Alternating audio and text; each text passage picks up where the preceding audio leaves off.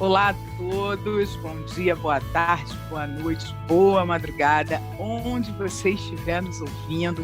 Aqui é a Rosália Romão e seja muito bem-vindo, ser do planeta, seja muito bem-vinda, pessoa, a mais um episódio do Lente Espírita. Esse podcast que tem a intenção de refletir o nosso dia a dia à luz da doutrina espírita.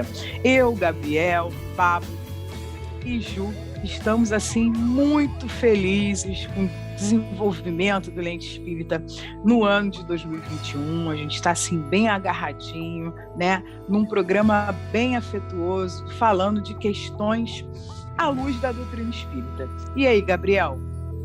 É isso aí, meu povo. Aqui é Gabriel Marins e esse é um programa realmente caseiro, né, Rosa? Da produção até a edição.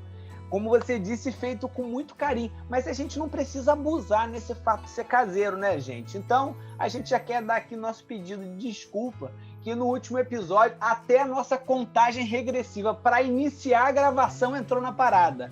E descobrimos também que o nosso episódio 27 tem um momento que o áudio fica mudo, galera. Então acolham, exercitem o vosso perdão cristão com este que vos fala aqui, que não tem a mínima noção como edita, e edita num programa que está descobrindo que não deveria estar editando, vai aprender em outro, se Deus quiser. Com certeza, Gabriel.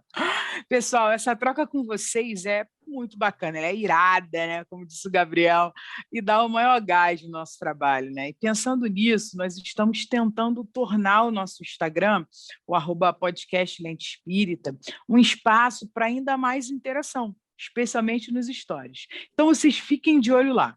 Já estão rolando os vídeos sobre o que nós achamos do episódio, questionários, atualizações do blog do Lente e muito mais. E é no blog do Lente que o pessoal já analisou a primeira mensagem mediúnica relativa à pandemia. Vocês já conferiram?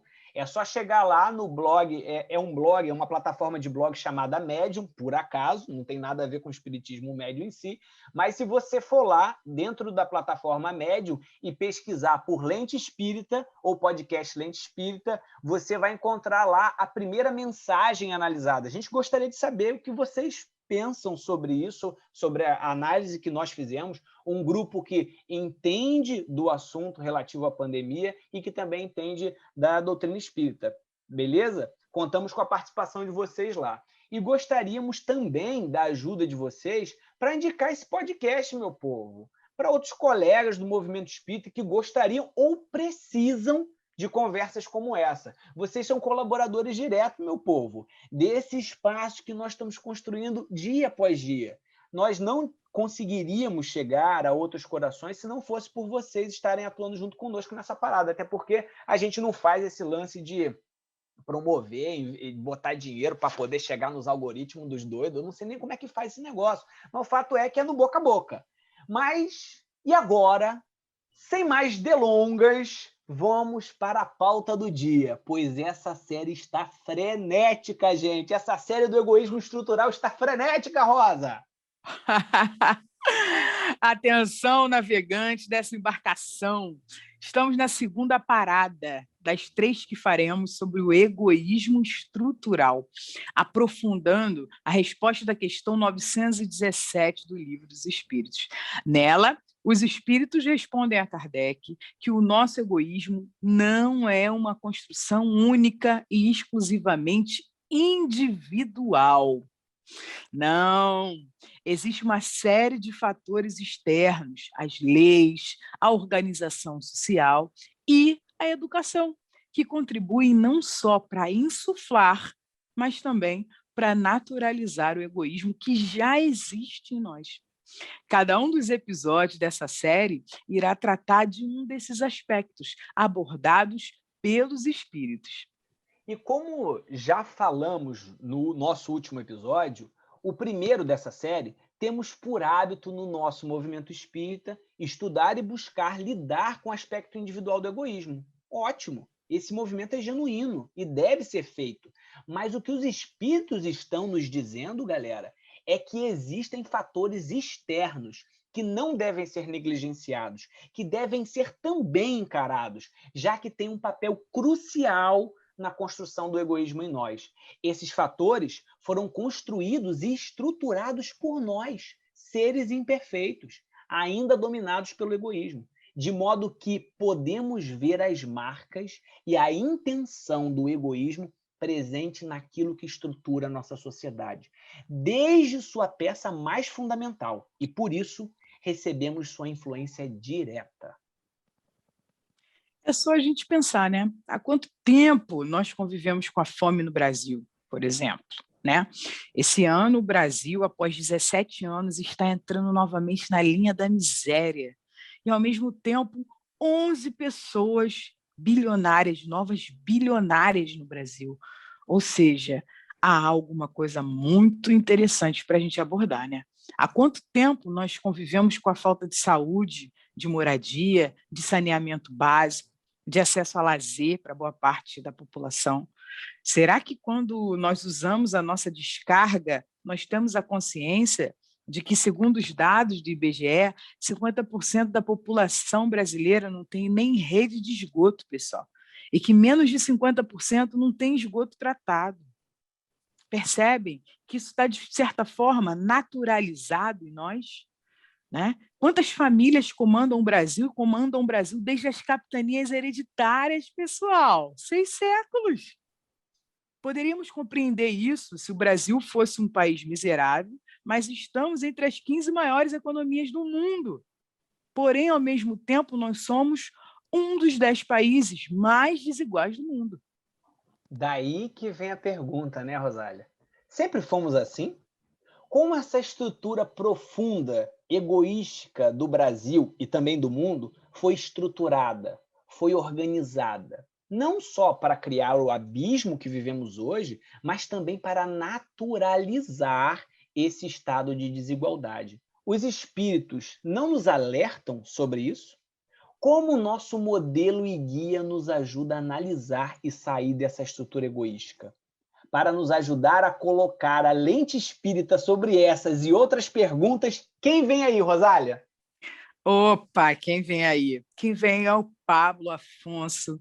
É um professor de história, historiador, sempre aprendendo mais do que ensinando. Mestrando em ensino de história, membro da ONG Viver o Bem, facilitador espírita em Mocidade, atualmente no grupo espírita Esperança e Cristo. Tricolor, parceiro e carioca. Pablo, meu querido, suas palavras iniciais. Uhul! Bom dia. Bom dia, boa tarde, boa noite, pessoal. É uma honra estar aqui nesse podcast Lente Espírita, que eu já acompanho, e para falar de um tema tão importante, né, tão necessário. Então, estou muito feliz de estar aqui ao lado de pessoas incríveis e espero aprender muito aqui com vocês e compartilhar um pouquinho também. Tamo junto. Ah, maravilha. E quem vem daí, Gabriel? Rosália, eu acho que o dia é especial mesmo, porque hoje quem compõe esta mesa de conversa aqui com a gente, tomando esse cafezinho da manhã, são ouvintes. E um dos nossos ouvintes que mais interagem no nosso Instagram lá, que faz ali uma participação ativa, conhecemos ele, inclusive, a partir dessa interação, que é o Lúcio Brandão, nosso querido professor Lúcio, geógrafo, educador, especialista em educação e divulgação científica pela IFRJ, criador do projeto Pé de Moleque Roteiros Culturais e do canal Agora Disserte, trabalhador do culto espírita virtual independente e é o pai do Heitor. Professor Lúcio, chegando, meu rei. Alô, alô, alô, muito boa tarde, bom dia, boa noite para toda a galera do Lente Espírita e que alegria estar aqui com vocês, podendo bater esse papo. Realmente eu sou fanzoca de carteirinha, tem um bottom do Gabriel, que eu ando sempre na rua com o bottom da camisa, da Rosália também. Então, Lente Espírita é uma maravilha. Se quiser falar de espiritismo, pergunte-me como, sabe? E a foto do Gabriel é maravilhoso. E é uma alegria estar aqui com vocês, conhecer o Pablo, muito bom, porque o Lente Espírita, para mim, abriu diversas portinhas, diversas caixinhas que estavam fechadas sobre esse debate do mundo através da lente espírita. Então, eu só tenho gratidão de poder estar aqui batendo esse papinho com vocês. Muito É obrigado. nóis. É isso aí, né? E quando a gente idealizou o programa e falou lente espírita, é exatamente o que o Lúcio está trazendo, né?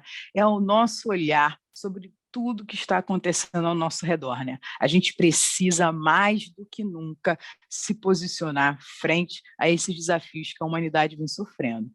E antes de nós entendermos um pouco da história, de como a sociedade brasileira se organizou e por que nós somos um dos países mais desiguais do mundo, é fundamental entendermos, Lúcio, o que é uma organização social e como essa organização social pode se relacionar com o egoísmo. Então, Rosália, o que acontece? No começo, os seres humanos eles se agrupavam basicamente em famílias, né? Tendo em comum os laços sanguíneos que realizavam essa união em busca da proteção e da alimentação. Então, esses grupos familiares se juntavam para tentar sobreviver. Então, já era a primeira organização social a partir daí, né? Até que as famílias começaram a crescer, então começa uma outra relação, que é através do matrimônio, a união entre diversas famílias, né? A união pelo casamento, que segundo o antropólogo Levi Strauss, ele vai dizer que foi fundamental para o crescimento desses núcleos sociais, né? E aí já tem o primeiro passo de evolução que a gente pode observar nesses núcleos.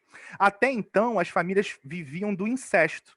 A partir desse momento, a sociedade já percebia que relações entre os familiares não era muito legal. Então, eles começam a se associar também com outras famílias. Isso vai fazer com que essa união torne-se clãs e depois os clãs vão se formar tribos. Das tribos, aí vão nascer as cidades. E com as cidades vão nascer aquilo que a gente debate até hoje, que é a política e o governo, né? Com elas também veio o sentimento de pertencimento nacional, porque antes a gente tinha um amor pela nossa família.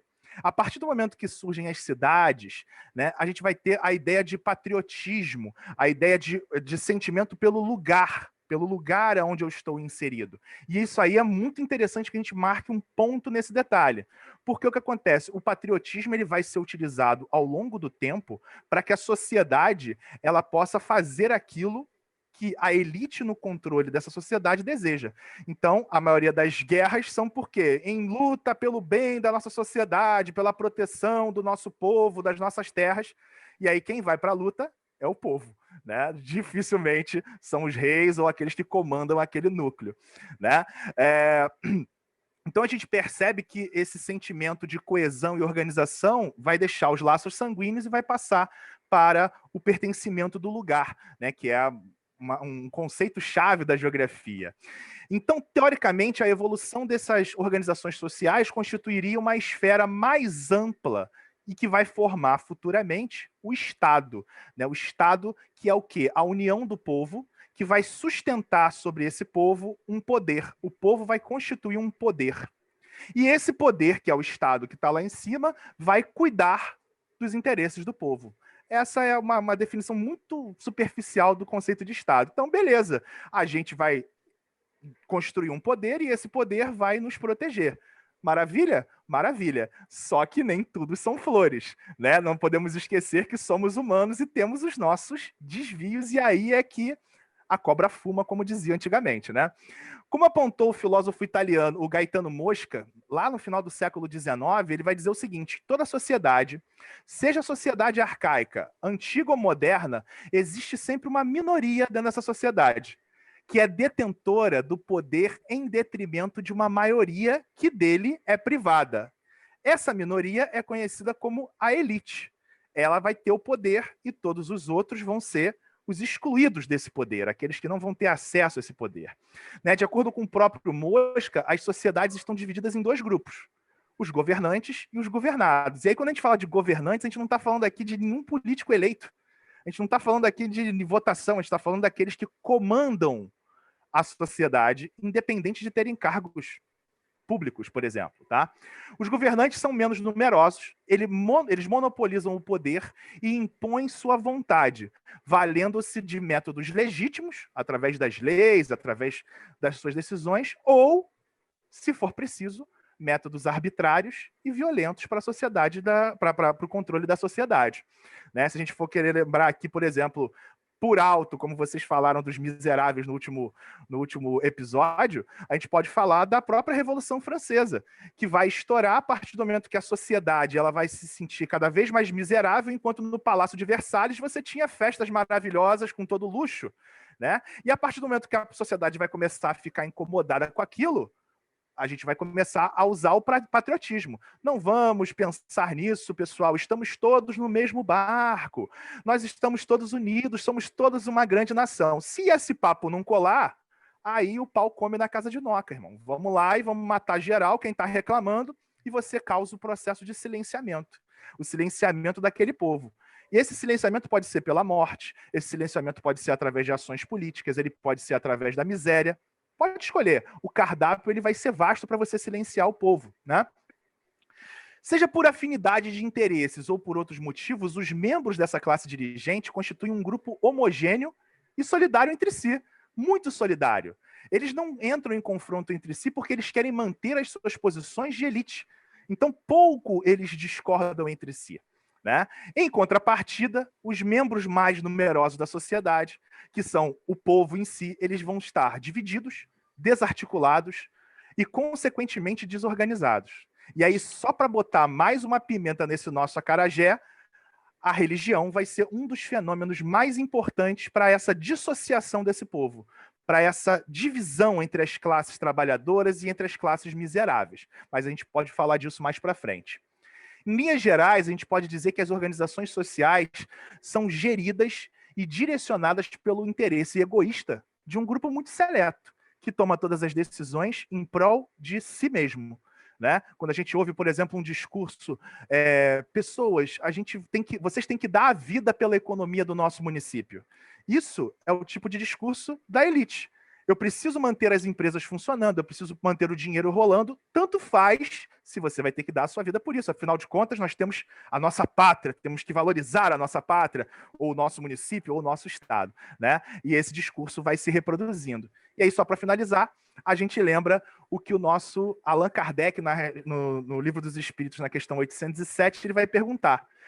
O que se deve pensar dos que abusam da superioridade de suas posições sociais para, em proveito próprio, oprimir os fracos? E aí os espíritos vêm, né, sentando a mamona no famoso merecem anátema, com uma exclamação linda. E o que significa anátema? Anátema era a sentença da igreja de uma maldição, era expulsão, excomunhão, você estava fora, né?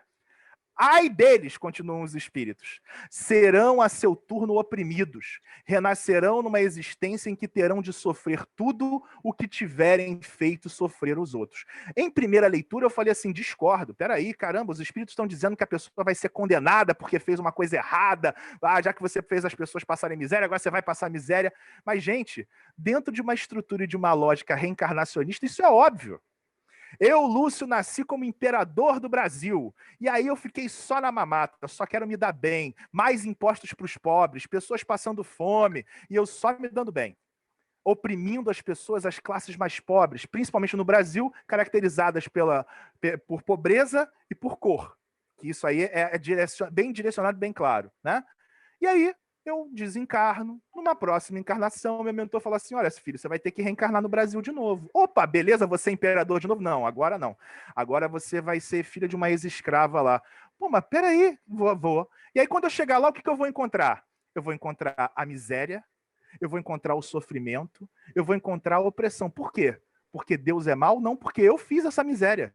Eu, enquanto estava na condição de líder, decidi com que as pessoas passassem por isso. Então, é um movimento muito claro e muito simples. Não é uma condenação, mas é uma ideia de introdução, como é que funcionam esses grupos sociais e como o egoísmo está atracado neles. E o interessante, né, Lúcio, que essa ideia de estruturação é uma coisa que alimenta e retroalimenta. E aí, quando os espíritos vão dizer nessa 807 que vai haver serão oprimidos, a primeira coisa que me vem na cabeça é Paulo Freire, né? Porque quando a gente pensa que poucos, né, poucos são aqueles que detêm o poder numa organização social, ou seja, são poucos que estão utilizando de meios para exercer o seu egoísmo, a gente pode lembrar também que, segundo o que Paulo Freire fala, né, que é numa sociedade onde, quando a educação não é libertadora, o sonho do oprimido é se tornar opressor. Então, a mudança, porque o egoísmo estruturou não só os egoístas do poder, mas nós também, os egoístas que não estão no poder, muito provavelmente, se algum de nós ascender ao poder, iremos também tentar manter esse poder, iremos participar desse exercício egoísta, porque tudo isso nos estruturou e tudo isso está normalizado no nosso sangue. Alguns precisam mandar, outros precisam obedecer. Os que mandam têm a sua chance de exercer o poder através de diversas formas possíveis. Isso está no nosso sangue, no nosso entendimento de única possibilidade. O que a gente está tentando fazer aqui hoje é estudando um pouco disso, que às vezes é até um pouco difícil da gente olhar para isso, é uma coisa que às vezes é até desconfortável, é exatamente a partir da identificação termos a chance de nos educar, participar da educação da sociedade e conseguir sair um pouco dessa estrutura naturalizada em nós. E aí, Pablo, a gente queria te pedir uma ajuda, exatamente para nos ajudar a voltar no tempo e entender como essa organização social que o Lúcio nos explicou ganhou o tom que vemos hoje no Brasil. Onde o egoísmo deu os seus primeiros passos e quais são as marcas mais profundas, os maiores débitos coletivos que o nosso egoísmo plantou nesse chão brasileiro? Então, Gabriel, historicamente, é difícil a gente precisar a origem do egoísmo, porque a gente pode dizer que desde que existem relações interpessoais na nossa sociedade, existe egoísmo, né? Mas falando de Brasil, a gente pode dizer, sem dúvida alguma, que o egoísmo estrutural passa a ser cada vez mais alimentado a partir da colonização e da invasão dos portugueses aqui na América. Precisamente no Brasil, desde 1500, a gente tem um crescimento, digamos assim, desse egoísmo através de uma dominação e de uma violência que não está só na exploração das riquezas naturais do nosso país, mas que está principalmente numa violência simbólica com os povos nativos da nossa região, com os indígenas, está principalmente numa violência física e que no que a gente pode chamar precisamente de um genocídio indígena que acontece aí, infelizmente, até os dias atuais, mas que tem sua origem no processo de colonização, né? E aí, com o passar do tempo, essa violência simbólica, esse genocídio, passa também a atingir diretamente os povos africanos e depois afro-brasileiros, né? O comércio transatlântico de escravizados, fomentado aí principalmente por Inglaterra, mas que Portugal teve participação direta, principalmente na importação aqui para o Brasil, né? Vai alimentar ainda mais esse egoísmo estrutural através do quê? Através da violência praticada ao tirar essas pessoas do seu lugar de origem para serem escravizados, para serem violentados, para serem utilizados como uma mão de obra no trabalho forçado, para serem separados das suas famílias, porque quando os africanos chegavam aqui nos portos para serem escravizados, eles eram divididos, eles separavam propositalmente as famílias para mandar cada um para uma região diferente, justamente para não possibilitar que esses laços familiares que o Lúcio falou aí, desde a formação das nossas sociedades, não pudessem ser alimentados. Então, olha como essas práticas, desde o nosso processo de colonização, vão fomentando um egoísmo estrutural dentro da nossa sociedade. São práticas extremamente violentas né, de subjugação de povos em detrimento do poder, em detrimento do enriquecimento. A gente pode dizer que essas práticas fazem parte de um projeto, né? Lá no início de um projeto colonial, né, que visava o acúmulo, né, de riquezas, mas também a posse de terras, mas também a conquista, né, do poder, e que, com o passar do tempo, ele vai digamos assim, se espalhando em diversas outras demonstrações de poder. Por exemplo, a gente tem, mesmo após a independência, o Brasil como sendo um dos últimos países a abolir a escravidão.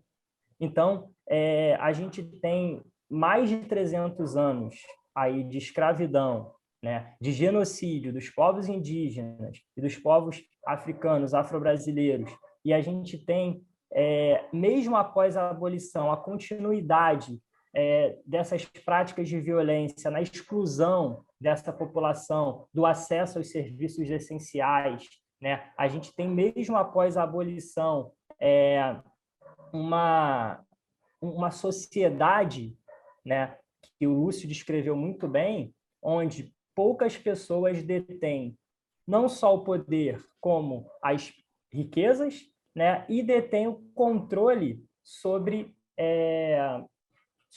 as tomadas de decisões na nossa sociedade.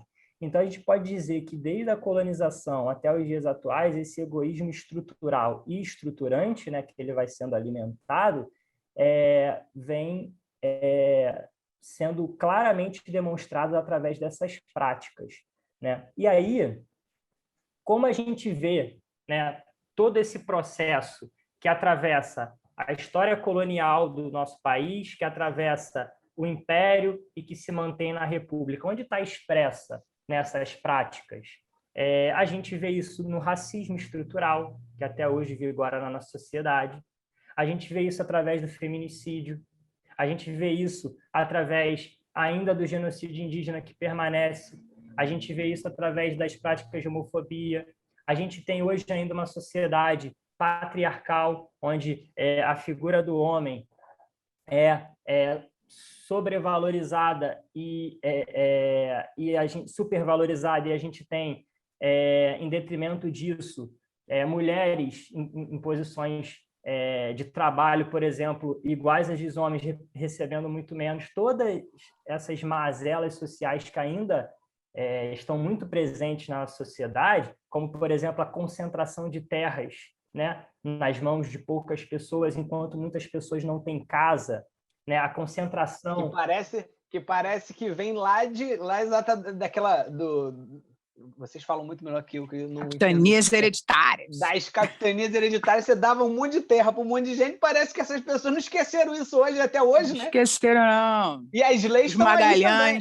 Os Magalhães, os Sarney's, os Marinhos, são todos das capitanias hereditárias. Vamos lá. A Rosália falou marinho, ela não falou os marinhos, ela falou os marinhos. Os marinhos concentram outras terras. Perfeito. E a gente pode, inclusive, a Rosália, que também é de história, né? A gente vê isso muito claramente, inclusive, nos livros de história, né? Nos currículos de história. As narrativas hegemônicas, dominantes nos livros de história do Brasil, elas são narrativas de homens brancos, das elites, né? Os nossos heróis nacionais são, em grande parte, das classes médias e das elites, né? A gente tem pouco espaço para as trajetórias de vida, né, desses personagens que foram excluídos e invisibilizados ao longo de toda a história. A gente tem, por exemplo, uma desvalorização das tradições orais, que estão ligadas aos povos nativos aqui das Américas, né, e uma supervalorização aí da tradição escrita, que é a tradição europeia, historicamente. Tudo isso mostra para a gente como essas coisas ainda se expressam, ainda estão vivas na nossa sociedade. E aí é curioso, porque lá na pergunta 913 do Livro dos Espíritos, é falado pelos Espíritos que é do egoísmo que deriva todo mal, né? Então, assim, as pessoas podem estar pensando, poxa, mas a gente está falando de egoísmo, e você citou várias outras práticas aí, várias outras mazelas e várias outras questões, né? Mas porque o egoísmo ele é uma porta de entrada para todas essas outras questões, né? Justamente disso que a gente está falando. Na Revista Espírita, de outubro de 1961, o Pascal, ele tem uma comunicação lá dele que ele fala o seguinte, que o egoísmo e o orgulho, eles geram uma luta de interesses. É isso que a gente está falando. Essa luta de interesses é exatamente determinados grupos, né, que, com argumento, né, do poder, do enriquecimento, subjugam outros povos a situações e a condições extremamente desumanas ao longo da história, né?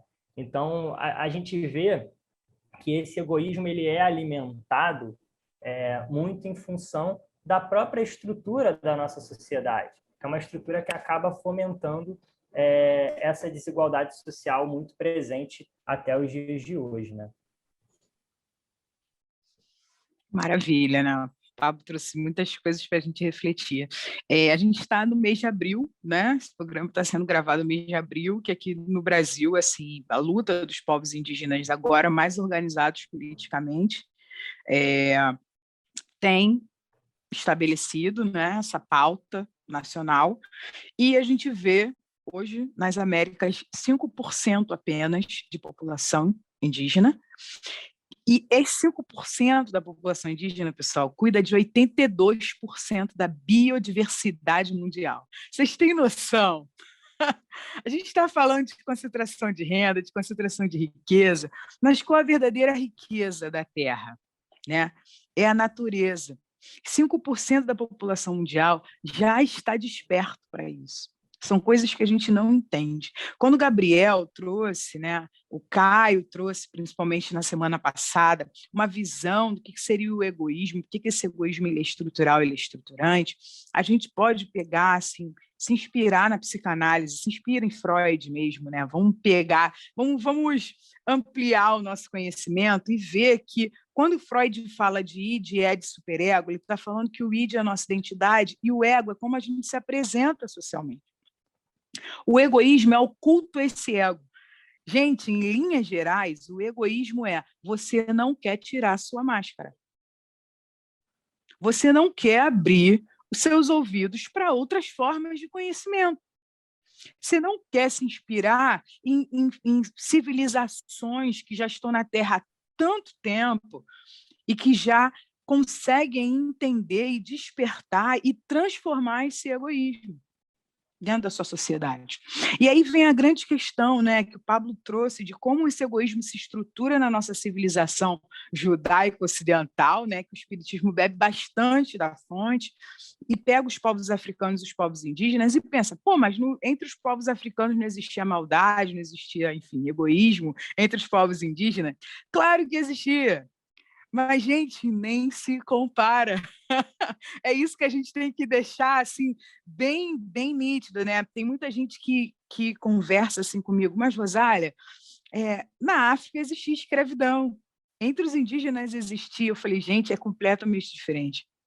Entre os africanos, a escravidão é um tempo de escravidão. E eles se escravizavam, os povos africanos do centro da África escravizavam. Por exemplo, eu admiro o Gabriel. Então, eu ia aprisionar o Gabriel para o Gabriel me ensinar tudo o que ele é e depois eu liberto o Gabriel. Escravidão nas Américas você deixa de ser pessoa. Você é coisificado, você não é nada. E isso a gente está vendo no Brasil, gente, perpetuado em diversas estruturas. Nós estamos vivendo um momento de uma violência extrema, né, de um caso de um político carioca, sua esposa, o assassinato de uma criança branca, o Henry, e a gente não fala absolutamente nada sobre 4 crianças que estão desaparecidas negras na Baixada Fluminense desde o final do ano passado. Se a gente, enquanto espírita, entende que toda dor é dor, se a gente, enquanto espírita, entende teoricamente, né, tudo que o Lúcio e o Pablo já nos trouxeram, que há estruturas que a gente precisa transformar, senão a gente vai virar opressor, Se a gente entende, dentro da doutrina espírita, quando vão lá, a gente estuda sobre felicidade, os espíritos falam para a gente, olha, fisicamente, materialmente, o que ele é felicidade? Ele é a posse do necessário. Olha que bacana. São informações para a gente desestruturar esse egoísmo. Porque o egoísmo, o ego, ele é importante, ele é importantíssimo. O ego é que vai fazer com que você lide com o meio. O que a gente precisa trabalhar é o culto ao ego. Egoísmo é isso, é culto ao ego, né? Então, a nossa transformação, ela precisa partir desse ponto. Gente, há outras formas de narrativa. Por exemplo, o Pablo trouxe essa experiência descolonizadora dele, maravilhosa. Há outras formas de você enxergar. E são essas diversas formas que vão fazer com que esse egoísmo ele comece a balançar, essas estruturas ela comece a balançar. Né? Tem uma escritora nigeriana, que eu já deixo também como dica, que é Chimamanda Adichie, que ela fala, tem um vídeo no YouTube, né? O perigo de uma história única. Quando a gente conta uma versão só da história, a gente perpetua essa versão, né? E a gente não vai contribuir para essa desestruturação. Esse é o papel do espírita, né? Vou lançar um desafio aqui para o Gabriel, para o Lúcio, para o Pablo, para você que nos ouve. Qual é o nosso papel histórico enquanto espíritas na sociedade hoje? Porque não adianta a gente ficar falando só para ciclos. Quando o Gabriel fala, o lente espírita tem que chegar para o seu colega espírita, ele tem que chegar para todo mundo, tem que chegar para a pessoa que trabalha na sua casa, tem que chegar para o seu colega de trabalho.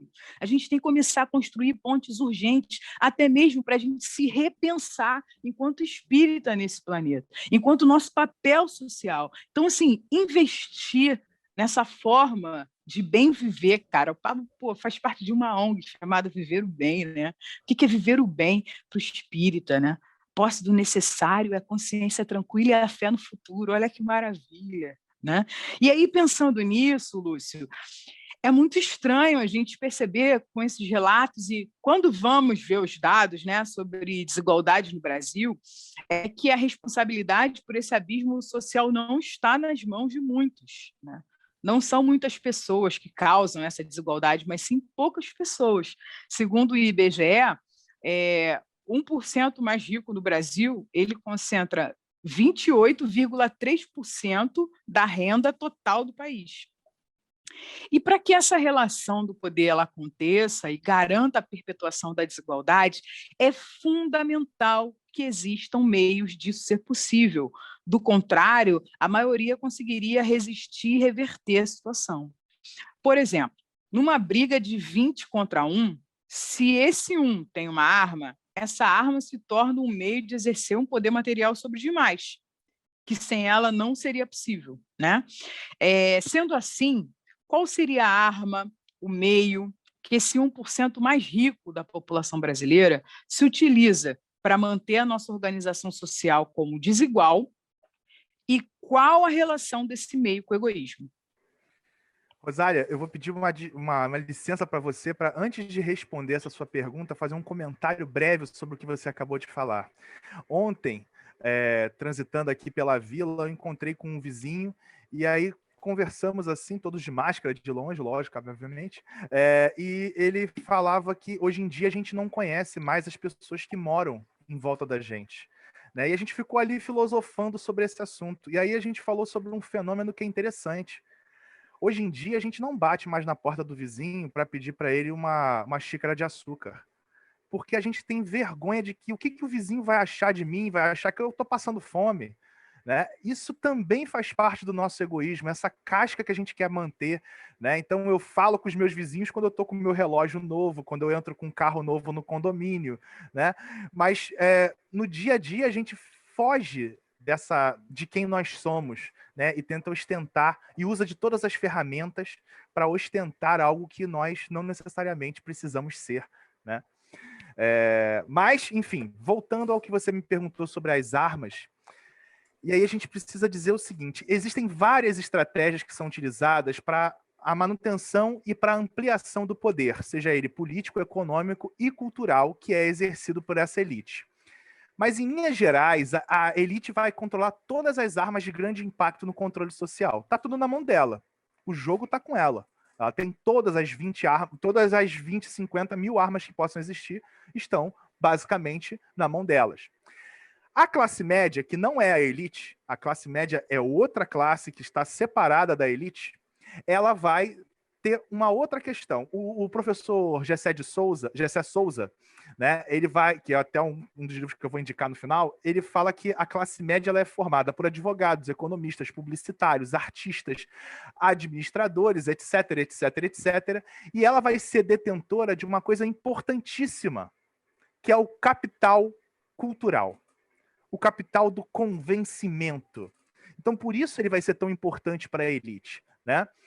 Aí a gente precisa lembrar da teoria de indústria cultural, que é a teoria que foi criada lá pelos filósofos Theodor Adorno e o Marx Horkheimer, que fala que a indústria cultural trata os espectadores como massa, anulando as suas individualidades. Então, a gente cria uma cultura para todos, né? Aquela música do Legião Urbana que fala lá dos enlatados de USA é mais ou menos essa ideia, né? São produtos enlatados, formas de vestir, maneira de andar, a roupa de marca tal. Acho que foi vocês que falaram aqui em algum episódio sobre uma série que passava em tudo que você abria, tava lá. Acho que era WandaVision. Você abre o YouTube, tá lá. Abre o Facebook, tá lá. E aí você, WandaVision deve ser maravilhoso, né?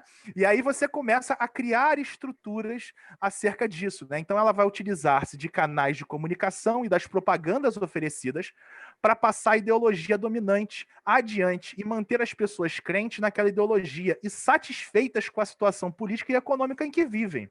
Esse vai ser o papel primordial da classe média, sustentar essas ideias. E aí o que acontece? Essa é uma grande arma, é uma arma de doutrinação da população.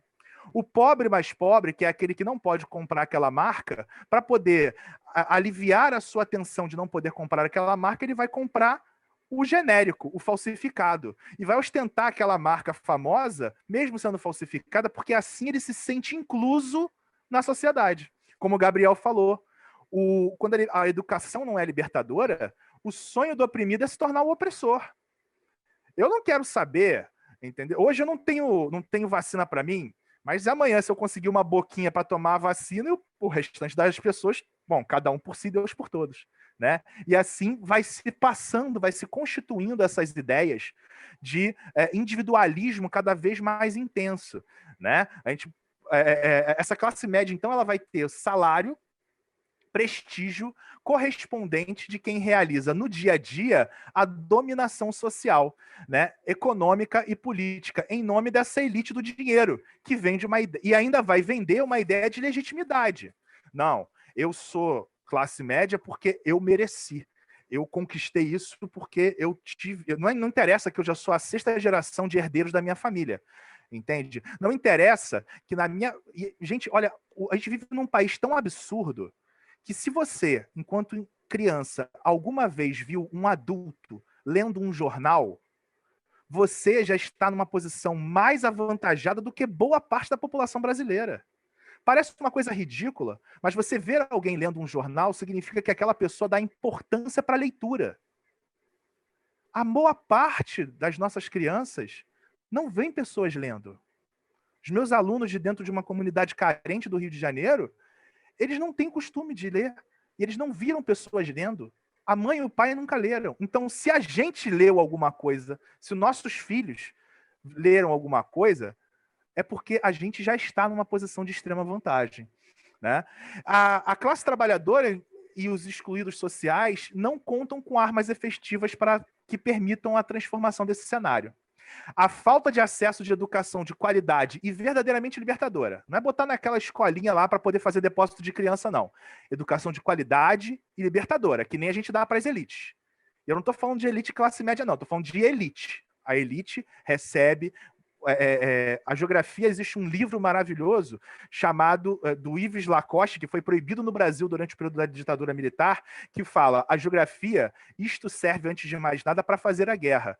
Porque, e aí ele não fala nada de guerra durante o livro dele. O que ele quer dizer é o seguinte, é que as elites elas aprendem a usar a geografia para manipular o povo. A gente tem que decorar todos os afluentes do Rio Amazonas. Então é um projeto claro para manter a gente na bestialidade. Perceba, né? Então, as classes trabalhadoras não vão ser libertadas.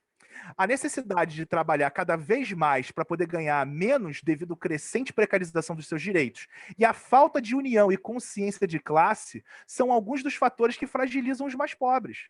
E cada vez a gente vai tendo menos armas, cada vez menos armas. Gente, como o Pablo acabou de falar, a miséria não é um acaso. Não é um acaso. É um projeto muito bem elaborado, muito bem idealizado. Os BRTs lotados que matam a milhão são um projeto. É um projeto higienista, cara. É um projeto higienista.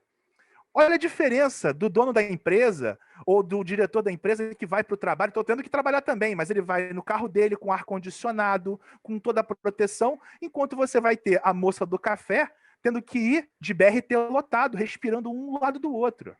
Então esse projeto ele é muito bem elaborado.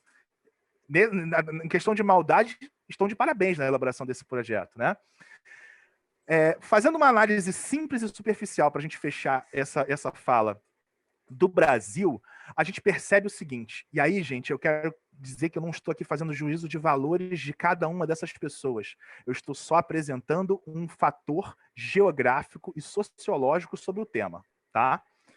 Mas se quiserem, podem depois tacar a pedra em mim lá no Instagram, que não tem problema não.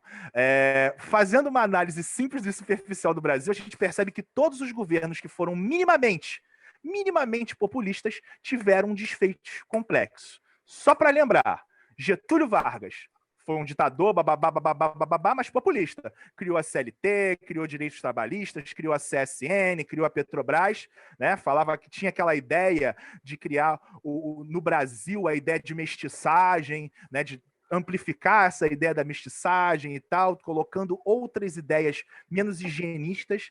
O que aconteceu com ele? Ele ia sofrer o golpe. Teve que se matar.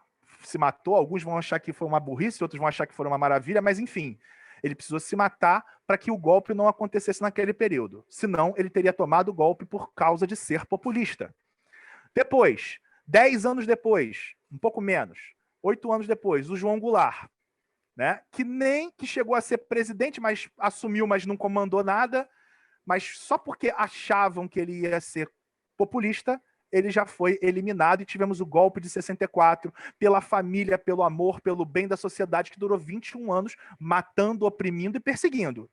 E roubando pela corrupção. E aí, por fim, agora vem a pedrada da minha cabeça, os governos Lula e Dilma, que foram os últimos governos com um viés um pouco mais populistas.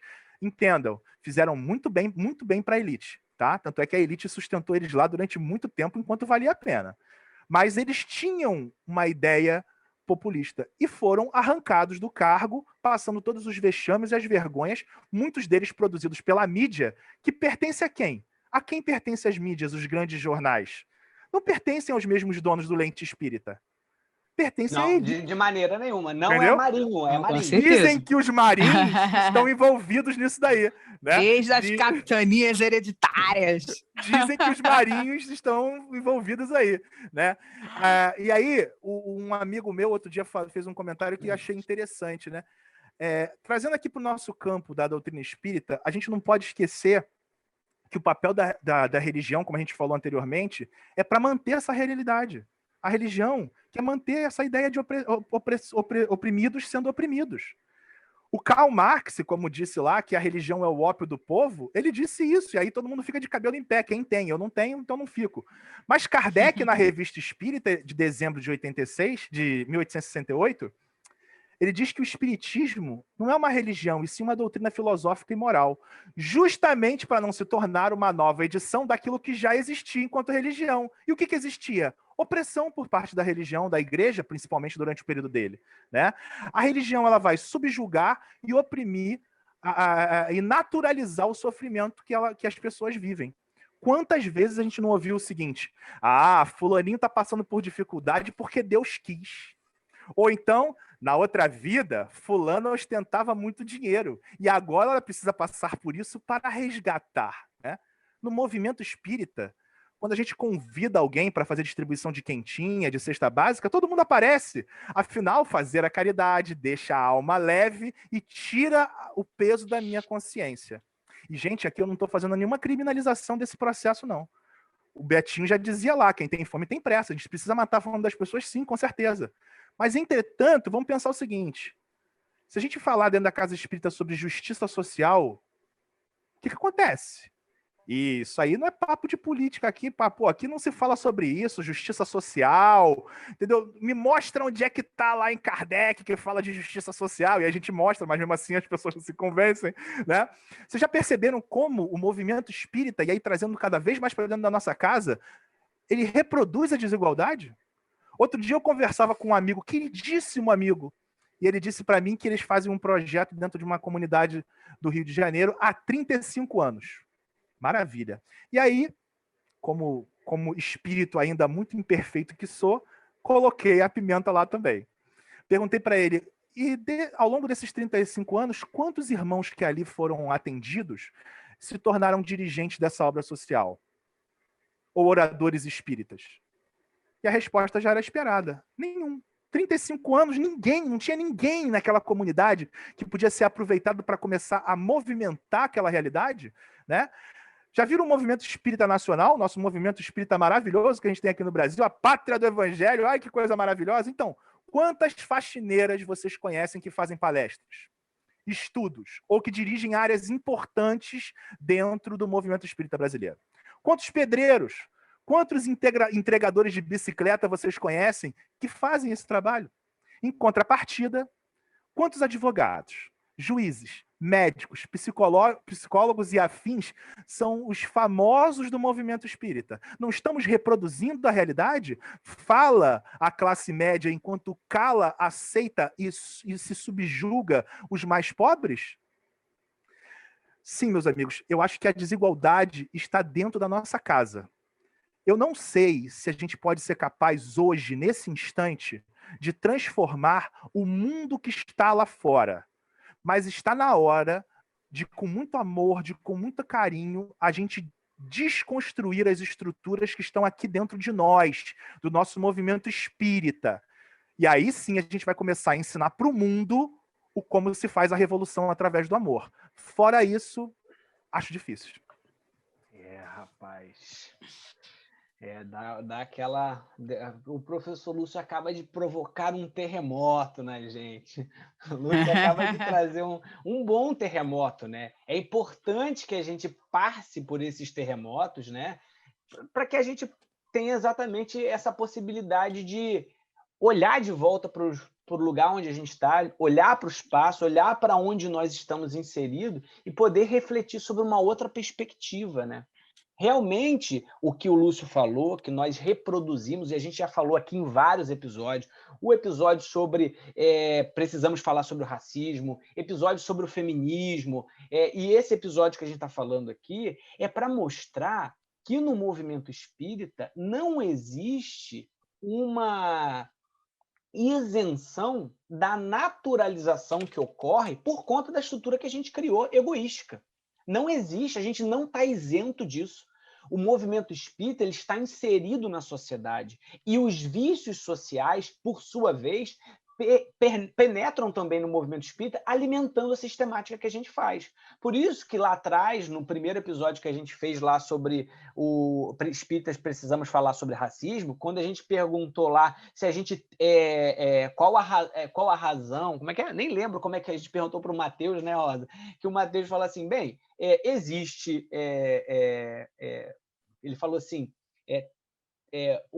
existe espírita racista, não lembro agora, mas ele falou assim, mas a síntese dele era, nós temos racismo no espiritismo porque o espiritismo ele faz parte da sociedade.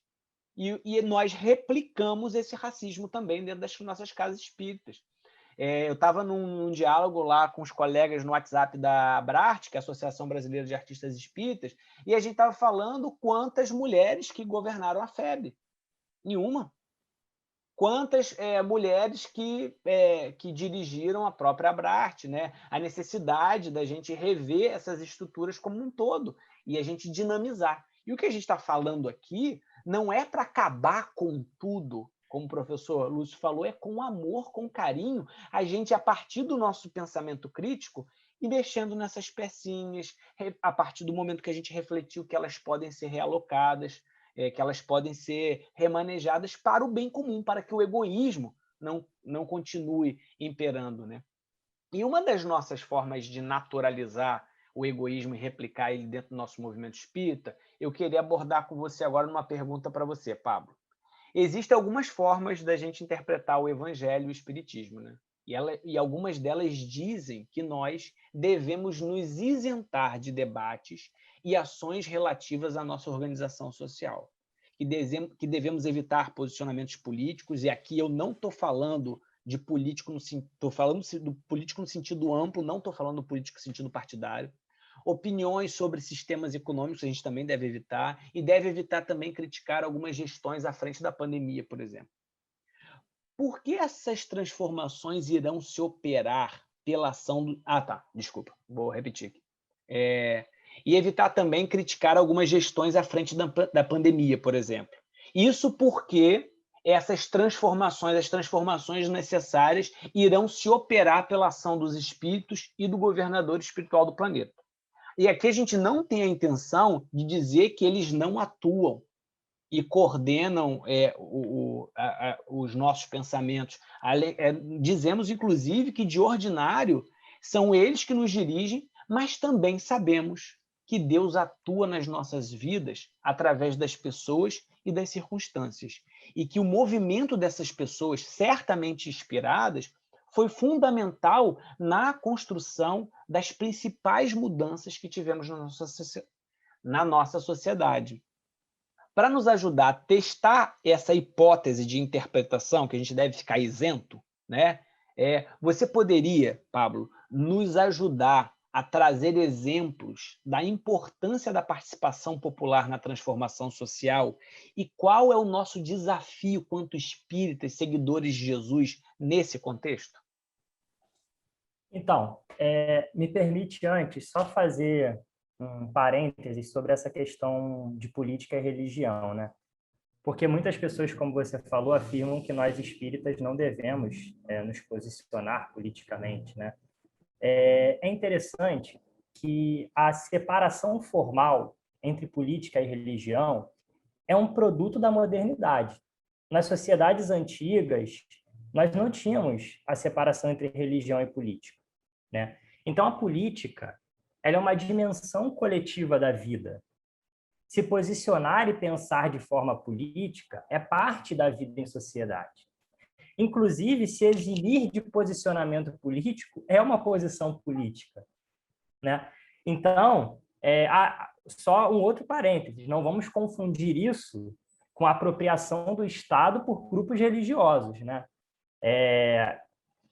O que é errado são determinados grupos religiosos se apropriarem do Estado em benefício das suas religiões, né? Nós somos um Estado laico, devemos continuar sendo, e, exatamente por isso, não pode haver essa apropriação do Estado por grupos religiosos. Agora, trazendo alguns exemplos, aí respondendo a sua pergunta mais especificamente, tem vários. A gente poderia aqui ficar enumerando até o final do episódio exemplos de movimentos políticos, movimentos sociais, né? Mas eu vou citar 3 que eles, eu acho que contemplam um pouco a diversidade, né, dessas lutas e, ao mesmo tempo, são marcantes. A gente tem, por exemplo, vou falar de 3 movimentos brasileiros, né? A gente tem, por exemplo, as greves operárias do início do século XX no Brasil, a organização de trabalhadores, principalmente das fábricas, das cidades, em prol de melhores condições de trabalho, porque naquela época se trabalhavam em jornadas extensas de 12, 14, até mesmo 16 horas de trabalho, sem descanso semanal remunerado, sem 13º, sem férias, sem vários direitos que hoje a gente tem garantidos. E ao longo do século XX no Brasil, diversos grupos de trabalhadores, homens, mulheres, lutaram pela conquista desses direitos, que vão ser lá na década, já no início da década de 40, com consolidação das leis trabalhistas no governo Vargas, vão ser aprovados. E aí, na história, muitas vezes se passa uma visão até mesmo de que Vargas foi o grande cara que concedeu esses direitos e se esquece a luta travada por mais de 10 anos de trabalhadores e trabalhadoras em prol desses direitos. Então, olha como a organização de um movimento social foi importante para as garantias trabalhistas que a gente tem hoje. Um outro exemplo é o movimento abolicionista no século XIX. E aí, por movimento abolicionista, eu não estou falando só de grandes nomes como Luiz Gama, como José do Patrocínio, como André Rebouças, alguns deles ex-escravos, ex-escravizados, que, quando libertos, passaram a lutar pela abolição da escravidão. Estou falando também dos grupos de escravizados dentro das fazendas que coletivamente planejavam fugas, num ato de grande coragem, porque qualquer um deles que fosse pego em fuga, além do retorno à condição de escravidão, sofreria demais por essa tentativa. Então, estou falando de uma organização coletiva extremamente necessária para que depois, em 1888, fosse abolida a escravidão através da assinatura da Lei Áurea. Aquela assinatura, aquela canetada, não é um marco histórico. História é processo. Todo o processo de luta dessa galera é o que fundamentou aquela assinatura depois. A assinatura foi feita por pressão política, né, desses movimentos. Então, mais uma vez, a importância. E um outro exemplo, o movimento feminista no Brasil, que eu vou dividir aqui em duas partes. O feminismo antes do movimento feminista, que é o feminismo de Dandara, do Quilombo dos Palmares, que lutou não só pela libertação das mulheres, mas pela libertação da escravidão, pelo feminismo, antes do feminismo de Luísa Maim, na Revolta dos Malês, né? E das ondas feministas, aí sim, já como historicamente movimento feminista, a partir do século XX, que, entre diversas conquistas que vem realizando até hoje com muita luta, tem o sufrágio universal feminino logo no início do século, né, do século XX. No governo Vargas também, mas que já era resultado de uma organização, de uma mobilização das mulheres. Então, olha como esses movimentos sociais são exemplos claros de que, coletivamente, a gente pode romper com essas mazelas sociais e, ao mesmo tempo, a gente pode combater esse egoísmo estrutural. Agora, quer ver um exemplo para mostrar qual é o nosso desafio como espírita, como seguidores de Jesus? Vamos falar um pouco de Jesus Cristo. Afinal, nós somos cristãos, né? Jesus Cristo atuou, e aí eu vou contar um segredo para vocês, não só no campo espiritual, mas também no campo político e social em vida, encarnado. Jesus, ele denunciava o acúmulo de riquezas no Império Romano. Jesus, lá naquele episódio da mulher adúltera, que na verdade não era o episódio da mulher adúltera, era o episódio de um casal em adultério, só que naquela sociedade machista, quem foi colocada para ser apedrejada? A mulher, né? E aí, naquele episódio, quando Jesus fala quem nunca pecou atire a primeira pedra, Jesus está se posicionando politicamente em favor das mulheres, que naquela época, assim, infelizmente ainda hoje, né, são muitas das vezes colocadas em posições marginalizadas na sociedade. Perfeito. E aí, Jesus, além disso, é preso e torturado por desobediência civil no Império Romano. Jesus foi um preso político antes de ser torturado, antes de ser executado. Só que Jesus, ele atuou política e socialmente naquela sociedade como um cara pacífico. Jesus era um revolucionário, mas que atuava através de uma atitude pacífica. Só que, vejam bem, atitude pacífica não é sinônimo de inércia, não é sinônimo de não envolvimento, de não posicionamento. Jesus se posicionava em todas as circunstâncias. Defensor da dignidade humana, do respeito à diversidade, da defesa da justiça, da partilha dos bens. Pasmem, Jesus defendia a partilha dos bens, distribuição de terras, reforma agrária, que hoje em dia no Brasil se faz um escândalo, né, quando se fala em reforma agrária. Jesus defendia a partilha de bens. Quando se fala no Brasil em taxação das grandes fortunas, as pessoas arregalam os olhos. Como assim? Jesus defendia a distribuição das riquezas, né, a partilha de bens. E olha o nosso exemplo, o nosso grande guia e modelo aí, nos mostrando que, para combater esse egoísmo estrutural e todas as mazelas que derivam disso, a gente precisa, sim, se posicionar. Atuar de forma pacífica não quer dizer isenção, pelo contrário. né? E nosso papel, como espíritas, é denunciar esse egoísmo estrutural, né? Essas mazelas que giram em torno disso, e buscar reparar as consequências desse egoísmo estrutural. E aí é óbvio, não existe reparação integral para os mais de 300 anos de escravidão. Não existe reparação integral para o genocídio indígena. Pelo contrário, essas marcas estão na nossa história. Agora, a gente pode hoje atuar de forma a diminuir cada vez mais essas desigualdades sociais, essas diferenças e todos esses preconceitos estruturais que são muito presentes na nossa sociedade em virtude disso. Buscar reparar é justamente tentar, com mobilização, com organização, atuar, né, no combate, né, a essas mazelas que giram em torno aí de toda essa questão que a gente está falando do egoísmo. Professor Lúcio levantou a mãozinha, nem sabia que nesse aplicativo dava para levantar a mãozinha, mas antes de o professor Lúcio falar, deixa eu fazer só um pontinho aqui que me veio na cabeça, desse ponto entre religião e política que o Pablo falou, e movimentos sociais. Gente, pensem comigo, o que foi o êxodo do Egito? O que foi o êxodo do Egito, senão um homem inspirado por Deus chega no meio de um povo escravizado no Egito e faz uma grande fuga desse povo para uma terra prometida. Não, gente, desculpa até, mas é porque o que o Pablo falou foi bum aqui na minha cabeça, né? Eu queria saber, principalmente que nós temos 2 historiadores, eu não consigo me recordar, assim, de uma forma profunda, alguma desigualdade social que tenha sido vencida sem a luta.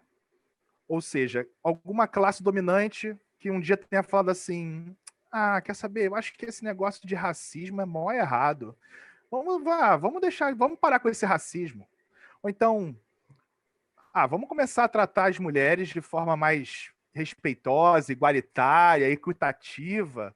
Eu confesso a vocês que não me recordo, na nossa história recente, de algum momento em que a classe dominante abaixou a guarda de seus privilégios para poder abrir espaço para as minorias sem que as minorias fizessem barulho, fizessem movimento, fossem efetivamente para a luta.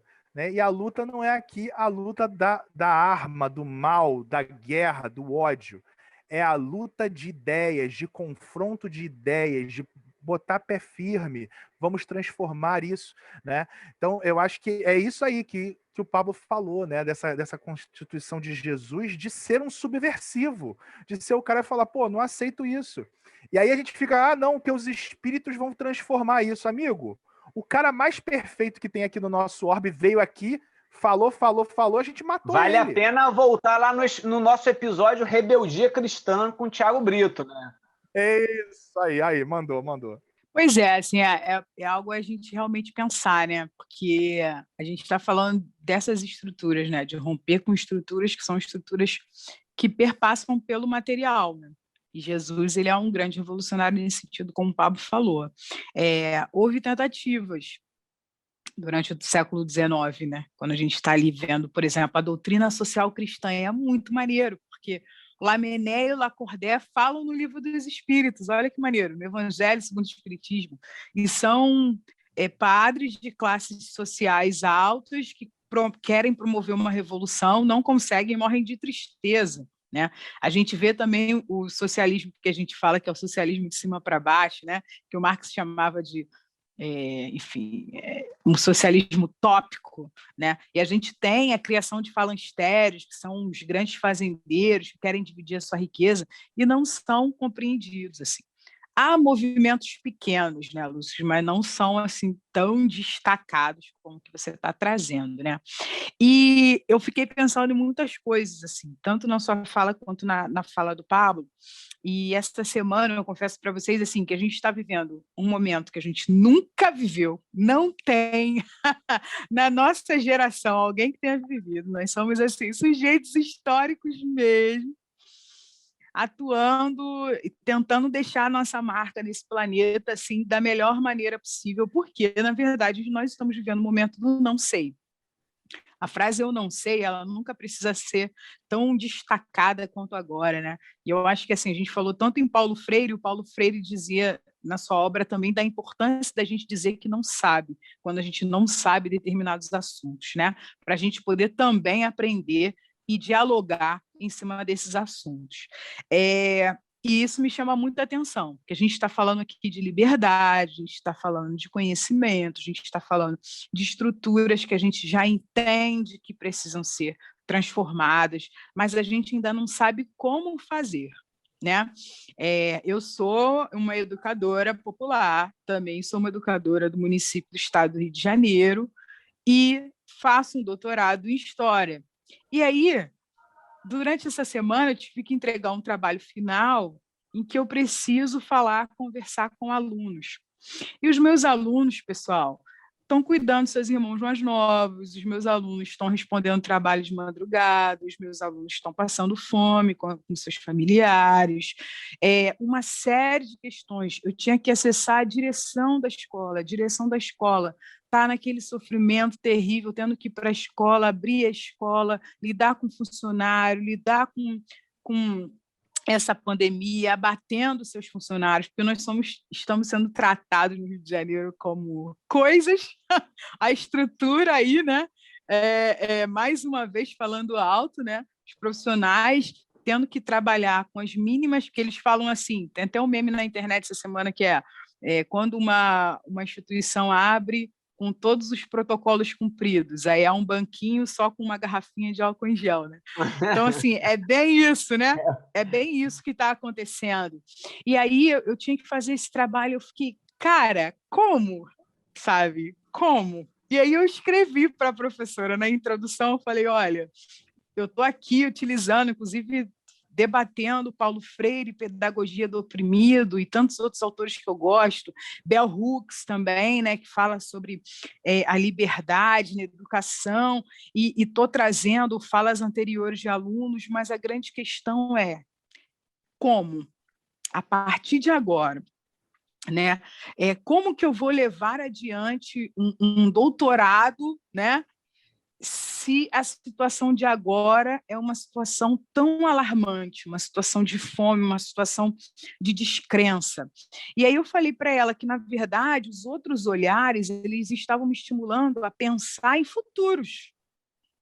Porque nesse momento de agora, a gente está, caramba, as coisas estão acontecendo à nossa frente, a desesperança, a descrença, a fome, a polarização política extremamente prejudicial, a falta de diálogo, as violências de diversas maneiras.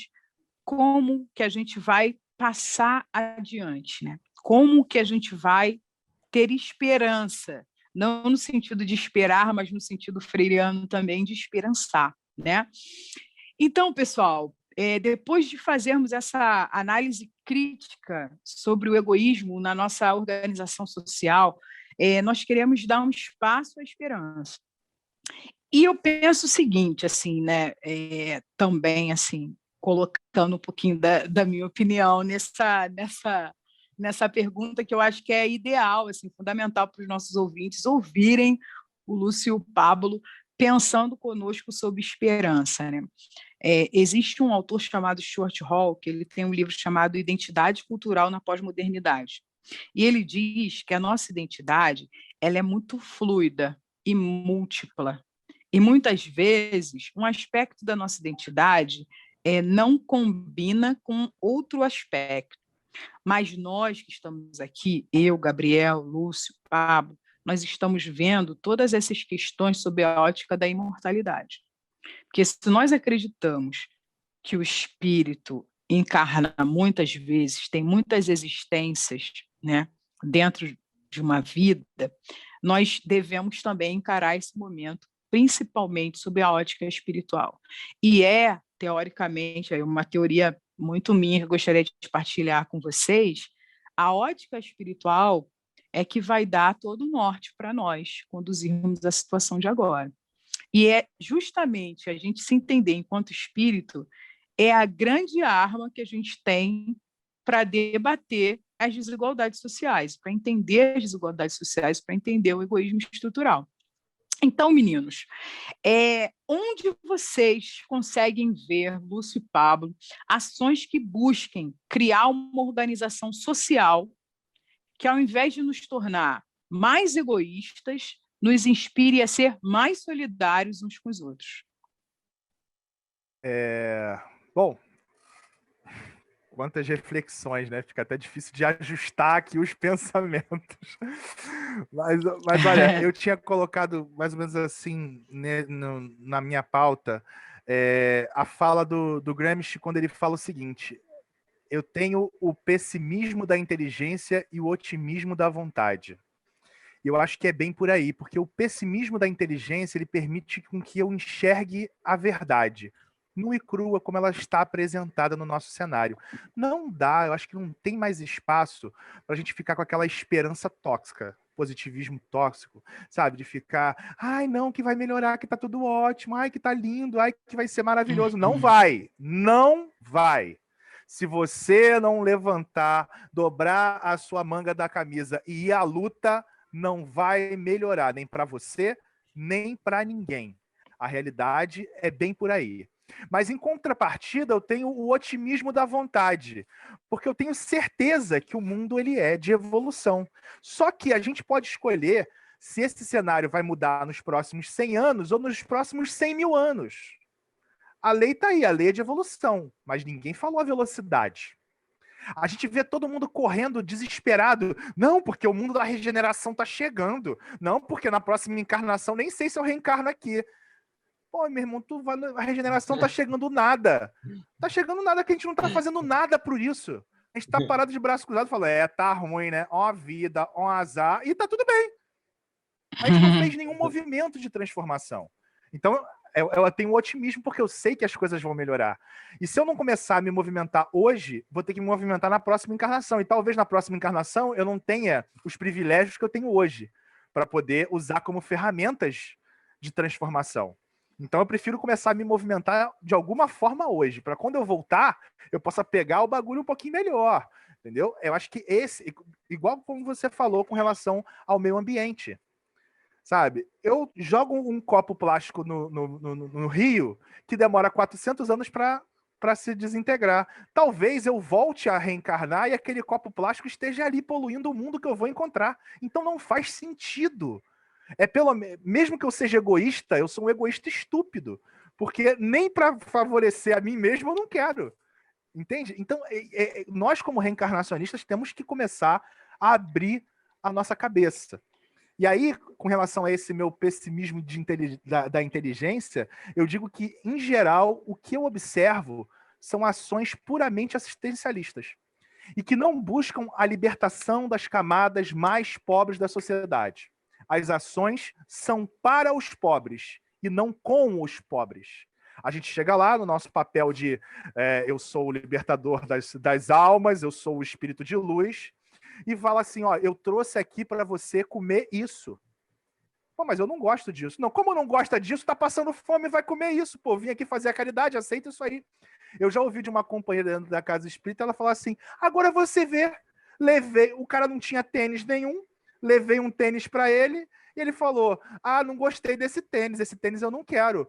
Pô, ainda quer escolher o tênis. Sim, amigo, sim, ele ainda quer escolher o tênis, porque ele também é vítima da indústria cultural, que diz para ele que o tênis bacana é aquele, que não é aquele. Então ele também é um ser humano e também tem esse direito. Então a gente vai lá para prestar assistência, mas não liberta ninguém. Para vocês verem como é que essa assistência é bizarra, e aí a gente já traz aqui... Chamamos até de assistidos, né? Chamamos até de assistidos, né? Que é um nome...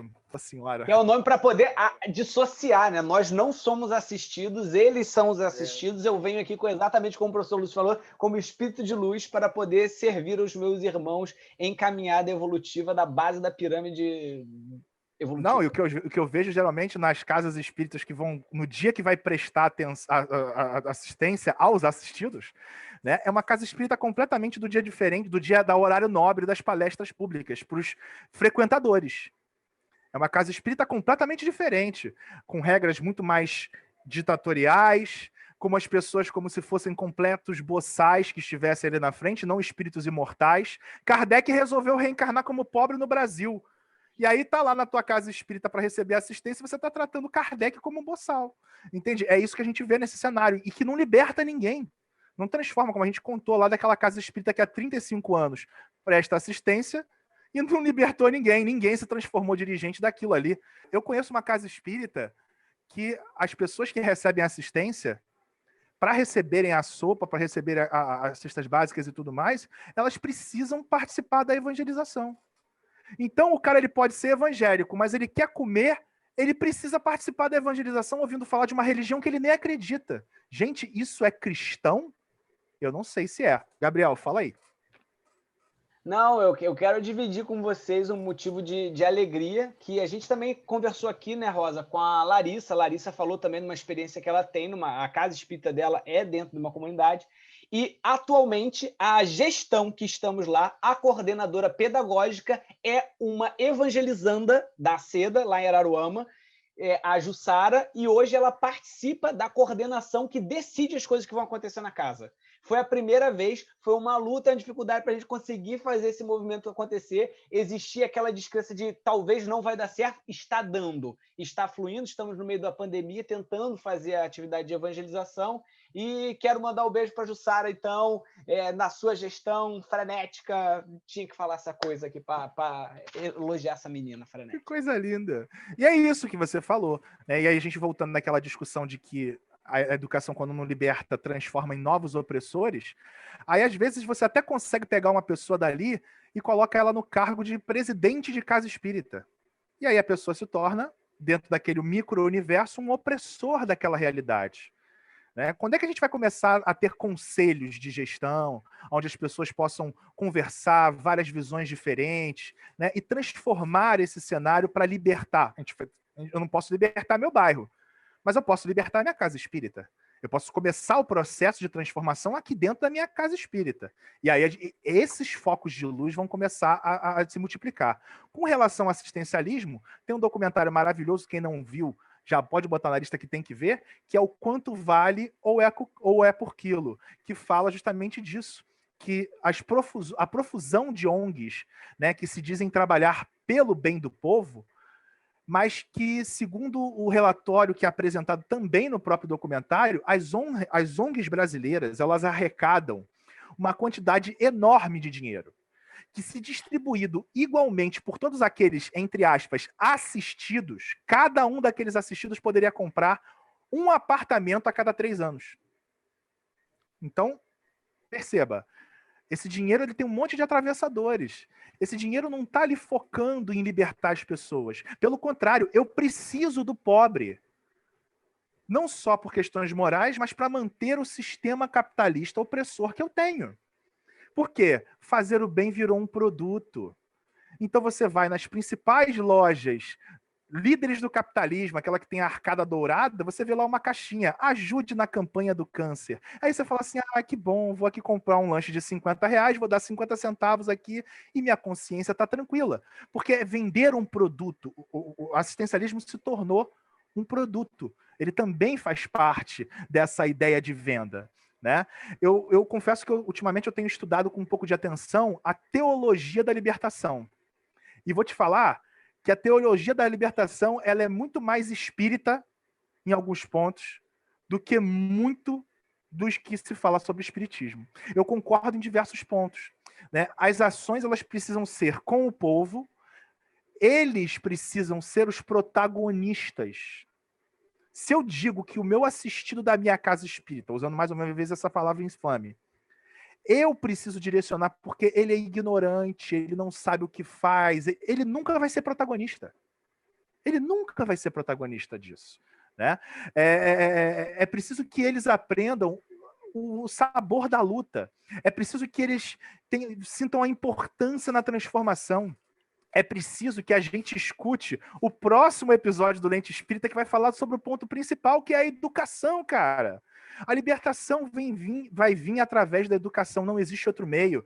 Tem aí Eurípides Barçanufo, cara, que foi um dos maiores ideólogos pedagógicos dessa pedagogia da libertação, e a gente não tá nem aí, a gente fica lendo um monte de coisa boba sobre o espírito, sobre o que ele comia, o que ele vestia, com que roupa ele andava, e não lê a teoria pedagógica que, por exemplo, Eurípides criou. E está aqui em Minas Gerais. Então, eu acho assim, a gente tem vários caminhos, né, de atuação dentro da sociedade para fomentar a solidariedade, para principalmente combater esse egoísmo estrutural, né? Todos eles passam, pelo que o Lúcio falou, de ter como protagonistas essas pessoas. E aí é curioso, né? A gente tem trabalhos voluntários, a gente tem movimentos sociais e coletivos, né, em defesa dos direitos do que a gente chama das minorias sociais, né, que são os grupos mais atingidos hoje por essa estrutura, né? E aí o interessante é que essas ações, elas, por um lado, têm que atingir o dia imediato. Por exemplo, hoje a gente tem um nível de pessoas passando fome e desempregadas absurdo, mas se ela não tiver o outro braço, que é justamente você dar o protagonismo a essas pessoas, né, e possibilitar que elas consigam transformar a sua realidade social, isso passa diretamente também por uma mudança nessa estrutura que a gente vem falando, né? Perde sentido, né? Lá no Viver o Bem, né, onde a gente atua, o Viver o Bem ele surgiu inicialmente como... É interessante que a história do Viver o Bem diz um pouco também sobre a história um pouco dos nossos membros, né? Ele surge inicialmente com o intuito de compartilhar boas ações, boas notícias, né? Isso há 7 anos atrás, aproximadamente. E aí, com o passar do tempo, a gente percebeu o seguinte, cara, a gente tem que estar atuando, a gente não tem que estar divulgando somente quem atua, né? A gente tem que estar nessas frentes, atuando. E os projetos do Viver o Bem, a gente tem vários projetos diferentes, eles foram se desenhando ao longo do tempo, justamente pensando nesse sentido. Então, assim, a gente tem desde projetos hoje, até pelo contexto que a gente vive, que buscam arrecadar, né, alimentos, né, para as famílias que estão precisando mais nesse período de desemprego, de fome. Ao mesmo tempo, a gente tem projetos como o Leitura Livre, que é um projeto que a gente instala estantes de livros em praças públicas, normalmente em paredes de escolas públicas, né, aqui pela região, principalmente aqui da zona norte do Rio, Irajá, Penha, justamente para fomentar, estimular, né, a leitura dentro da própria comunidade. E é curioso, tem uma coisa que acontece muito nesse projeto do Leitura Livre. As pessoas, às vezes, entram em contato ou ligam, falando assim, Pablo, estou aqui cheio de livro para dar destinação. Ou seja, muitas vezes a pessoa está com o livro ocupando espaço na casa dela, quer tirar o livro de lá. Vocês estão aceitando? Eu falo assim, olha só, sempre. Só que o objetivo do projeto não é vocês entregarem os livros para a gente e a gente ir lá ficar abastecendo. O objetivo é que as estantes de livros elas sejam alimentadas, os livros sejam retirados e colocados pela própria comunidade local. Então, assim, se você quer ir lá até a estante, colocar um livro, ver se tem um interessante para você tirar e ler e tudo mais, é esse o objetivo, porque não adianta a gente ficar só alimentando aquela estante cheia de livro e não estimular que a própria comunidade local faça isso, né? E tem outro projeto também, esse a gente começou a trabalhar em parceria com eles, é um outro projeto, mas que a gente começou a trabalhar em parceria, que é o Clubinho da Leitura, que é muito bacana. Hoje, dos membros do Viver Bem já tocava esse projeto, a gente passou a compor em alguns finais de semana, que ela é um projeto de fomento da alfabetização, da leitura e de atividades para as crianças daquela comunidade. Então, assim, dar para aquelas crianças o poder, né, da leitura e o estímulo, o acesso ao próprio desenvolvimento educacional, né? Porque é isso, eles têm também lá uma parte de concessão de cestas, né? Mas esse não é o foco principal, porque se você não tem ações que possibilitem, né, a transformação da realidade social, os projetos perdem o sentido, né? E aí tem uma passagem lá na pergunta 917, eu espero que eu não esteja dando spoiler, que ela não fosse lida no próximo episódio. Tá valendo tudo. Você pode fazer. Mas que eu assim, achei que encaixa perfeitamente com o que a gente está falando hoje, que fala o seguinte, é uma passagem já lá, mais ou menos no meio da resposta da 917, que diz o seguinte, sobre o egoísmo, cumpre, pois, combatê-lo como se combate uma enfermidade epidêmica, Para isso, deve-se proceder como procedem os médicos, ir à origem do mal. Procurem-se em todas as partes do organismo social. Olha os espíritos falando da questão social, não está falando só da questão individual. Procurem-se nos organismos sociais, da família aos povos, da choupana ao palácio, todas as causas, todas as influências que ostensiva ou ocultamente excitam, alimentam e desenvolvem o sentimento de egoísmo. Então, se a gente não trouxer o debate sobre a estrutura, se a gente não trouxer esse debate como um debate social, a gente tira o sentido dele. Porque a gente precisa, como o Gabriel enfatizou lá no início do episódio, falar de reforma íntima. Mas se a gente só falar de reforma íntima sem enxergar o contexto externo, mas que ele é externo no sentido de que ele não é o de dentro para fora, mas ele está diretamente relacionado com as nossas vivências, né? Se a gente não olhar para a sociedade, a gente não consegue combater esse egoísmo, né? E aí, no último parágrafo da pergunta 917, ainda fala o seguinte: o egoísmo é a fonte de todos os vícios, como a caridade o é de todas as virtudes, né? E aí só o parênteses, claro, que é a caridade sincera, né? E não é a caridade só do você servir. Até porque se tem uma coisa que eu aprendi muito no trabalho voluntário, é que quando a gente vai trabalhar, vai fazer um trabalho voluntário, a gente que mais precisa daquilo, porque a gente precisa enxergar o mundo de uma outra forma. E assim, eu brinco que minha educação, obviamente, foi moldada também pela minha criação familiar, mas que minha visão de mundo ela foi muito impactada pela minha formação em História na universidade e pela minha inserção no trabalho voluntário, porque você começa a ter contato com outras realidades e você começa a enxergar o mundo de uma outra forma, porque você começa a perceber que sem a mudança estrutural e sem a mudança na sociedade, a gente não consegue atingir, né, e combater esse egoísmo estrutural.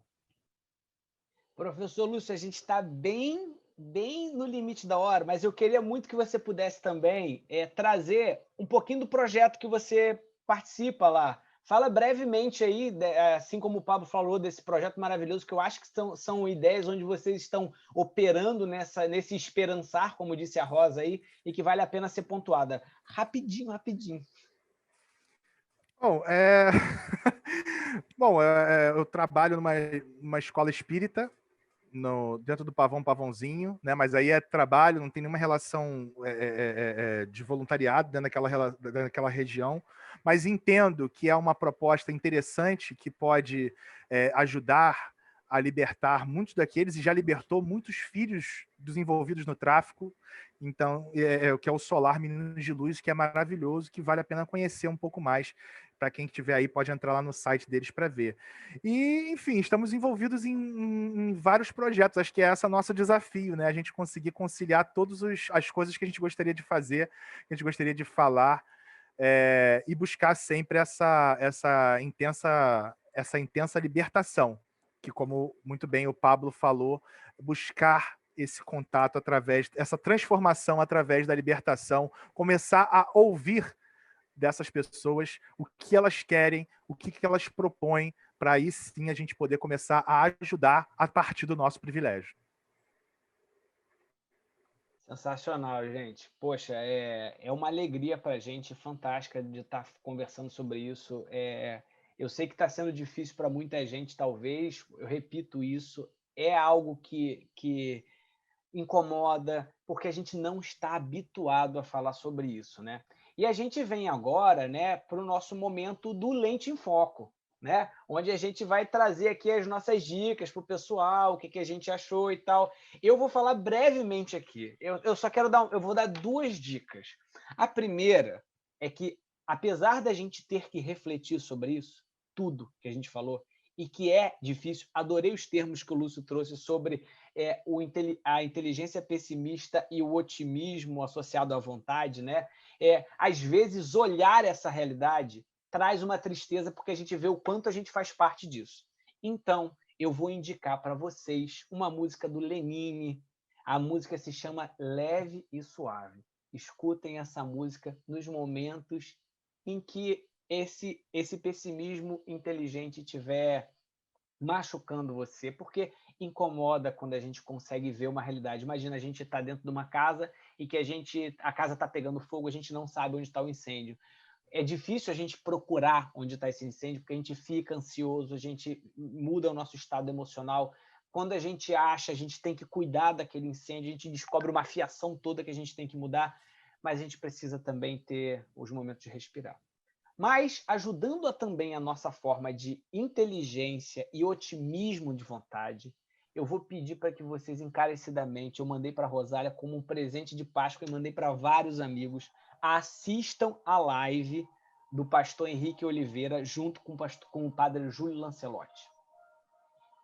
Nesse momento está tocando uma buzina aqui, um time que eu não gosto de citar o nome, acabou de fazer um gol, talvez esteja aparecendo aí para vocês, está saindo o áudio aqui, são buzinas, Niterói, eu tenho um apartamento que mora aqui do lado. Desconsiderem esse gol, desconsiderem esse momento e desconsiderem o egoísmo que eu estou manifestando isso aqui, porque eu sou um botafoguense triste, mas assistam, por favor, essa live do padre Júlio Lancelotti e do pastor Henrique Oliveira. Gente, é tudo isso que a gente falou aqui e mais um pouco. Henrique Vieira, Gabriel, Henrique Vieira. Pastor Henrique Vieira, pastor, vem aqui. Vamos dar o sobrenome certo, hein, Marinho? Pastor Henrique, para perdoar a gente, quem conhece o pastor, manda para ele poder vir aqui para me remediar. Eu escuto todo o YouTube dele lá, mas assim, saiu, gente. Pastor, vem aqui com a gente. Gente boa.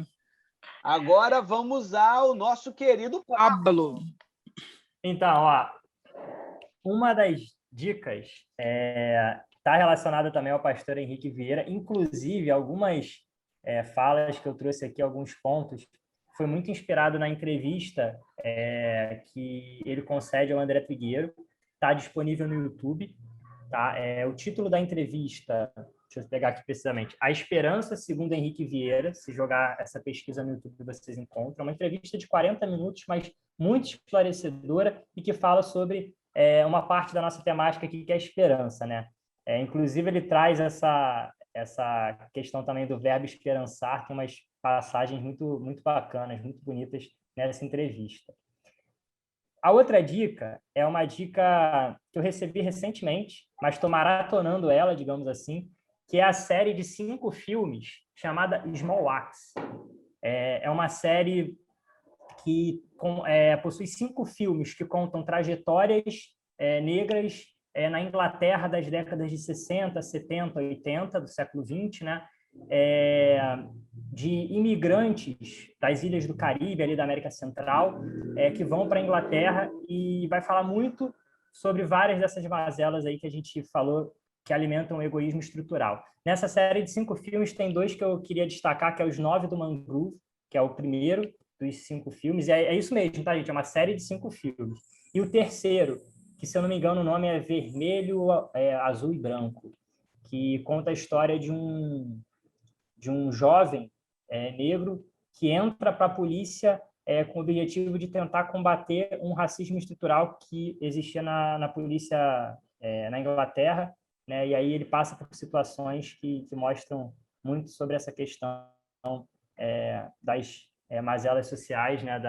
Do racismo estrutural. No Netflix? Nesse caso, boa! Está disponível na Globoplay e, se eu não me engano, na Amazon Prime. Não sei se está disponível em outros lugares, mas são os lugares que eu consegui descobrir que tem disponível. Então, rapaz, olha, eu fiquei aqui matutando, tem vários, mas como o tempo urge e a Sapucaí é grande, eu queria destacar aqui, tem vários, se vocês quiserem ouvir e pensar um pouquinho mais sobre desigualdade social, para os mais jovens existem a série dos Jogos Vorazes, tanto em livro quanto em filme, que vai explicar muito bem essa conceituação, essa divisão social, né?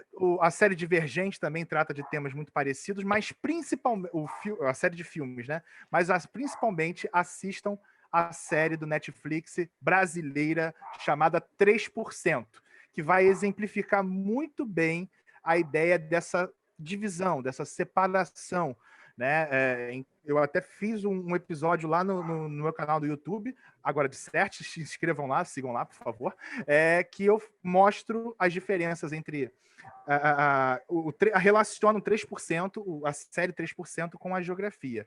Para literatura, recomendo o Depois da Morte, do Leon Denis, no capítulo 1, nos itens 7, que é o materialismo e positivismo, e 8, a crise moral. E, por fim, se você quiser sair do contexto espírita para estudar um pouquinho, o livro do Gessé Souza, A Elite do Atraso. Eu não sei porque que eu estou mostrando para a câmera se ninguém vai estar vendo isso, mas é o costume.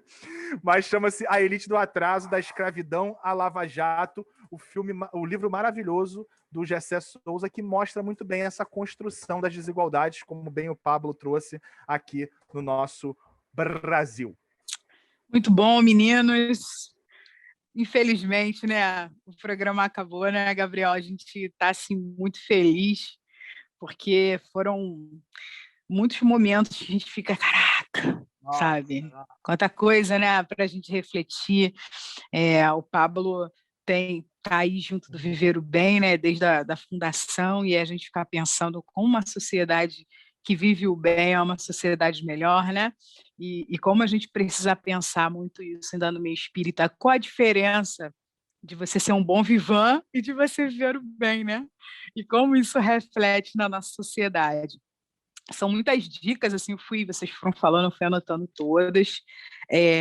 Vou trazer também umas dicas, assim, que a gente falou durante o programa, Pedagogia do Oprimido, do Paulo Freire, o Livro dos Espíritos, na questão 922, Stuart Hall, Identidade Cultural na Pós-Modernidade, um livro que, assim, eu li um dia, mexeu comigo profundamente, tem estruturado muitas reflexões durante o Egoísmo Estrutural, a série da gente, que é um livro do Alberto Acosta chamado Bem Viver, que ele fala dessa sociedade, do compartilhamento inspirado nas sociedades indígenas e como as sociedades indígenas elas podem nos auxiliar à observação, a diálogos mais justos, né?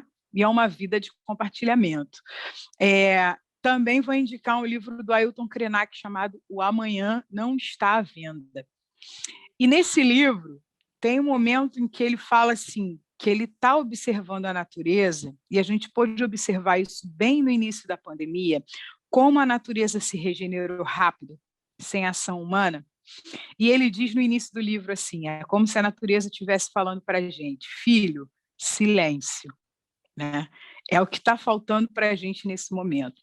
A gente quer comprar todos os barulhos do mundo, a gente quer abraçar e romper com as injustiças numa velocidade imensa, mas como o Lúcio muito bem lembrou, a gente precisa entender que os movimentos não são na velocidade que a gente quer, né? Então, que a gente realmente procure, porque silêncio é o início da gente poder repensar e pensar na esperança que o Gabriel tão bem colocou no final do nosso programa. A gente agradece muito a vocês dois, assim, foi uma manhã especial e, como dica final, boa nova, psicografia de Chico Xavier, Humberto de Campos, né? É o espírito que vai mostrando para a gente toda a trajetória de Jesus, desse revolucionário, desse homem sempre atento ao seu tempo, ao seu espaço, embora já fosse perfeito governador da Terra, convive com todos os seres em igualdade, né? Sempre estabelecendo saudações amistosas. A gente lê o Evangelho e muitos ele se refere pelo nome e as pessoas se assustam, né? Como é bom a gente tratar as pessoas com humanidade. Eu acho que é o melhor trajeto e é o melhor ensinamento de Jesus para todos nós. Lancei o desafio ao Pablo, ao Lúcio, ao Gabriel e a vocês. Qual o nosso papel histórico enquanto espíritas no mundo hoje? Que a gente aprenda com Jesus que o papel histórico é o da construção de diálogo. E se alguém ainda não está disposto a nos ouvir, meu amigo, minha amiga, respeite essa pessoa, porque desqualificar a luta do outro não vai tornar a sua luta maior. Um grande beijo e até o próximo Lente Espírita, se Deus quiser.